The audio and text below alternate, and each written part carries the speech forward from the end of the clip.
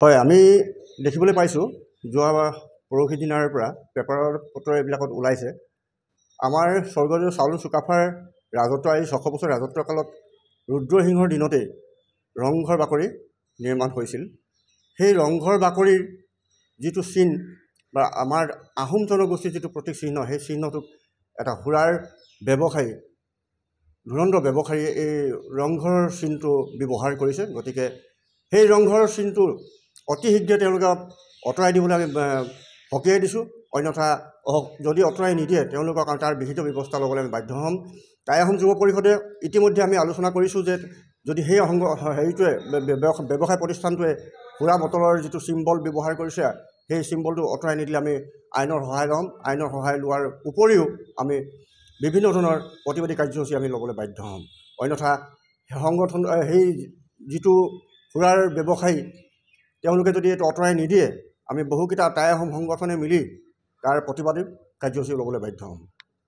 প্ৰথমতে আপোনালোকৰ সংবাদ মাধ্যমৰ যোগেদি সমূহ সংবাদসেৱীসকলে অনুৰোধ জনাইছোঁ, আমি কেইদিনমানৰ পৰা প্ৰত্যক্ষ কৰিছোঁ এটা সুৰাৰ যিটো এডভাৰটাইজ, তাত আমাৰ টাই আহোমৰ যিটো সূৰ্য বীৰ্যৰ প্ৰতীক, অসমীয়াৰ গৌৰৱ, এই ৰংঘৰ চিহ্ন প্ৰতীক চিহ্নটো তাত ব্যৱহাৰ কৰিছে।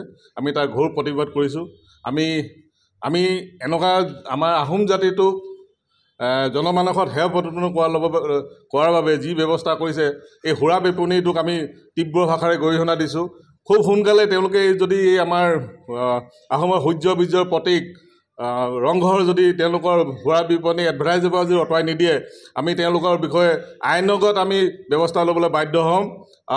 আৰু সকীয়াই দিছোঁ ভৱিষ্যতে যাতে এনেকুৱা আমাৰ জাতিৰ আঘাত লগা বস্তু এনেকুৱা কোনো সুৰা বিপণী হোৱাৰ ব্যৱসায়ৰ লগত আমাৰ জড়িত নকৰে। তাৰ বাবে সমূহ সুৰা ব্যৱসায় লৈ আমি আমাৰ সদৌ অসম আহোম সভা আৰু টাই আহোম যুৱ পৰিষদৰ তৰফৰ পৰা সকীয়াই দিছোঁ। তেওঁলোকে যাতে ইয়াৰ বিকল্প ব্যৱস্থা কৰক, নহ'লে আমি তেওঁলোকৰ ওপৰত আমি আইনগত ব্যৱস্থা ল'বলৈ বাধ্য হ'ম। আমাৰ যদি কাৰোবাৰ পাৰ্মিশ্যন লৈছে, যদি কোনোবাই যদি এইটো এডিটিং কৰিছে, তেওঁলোককো আমি সকীয়াই দিছোঁ। আইনগত আমি ব্যৱস্থা যিহেতু আমি ল'মেই।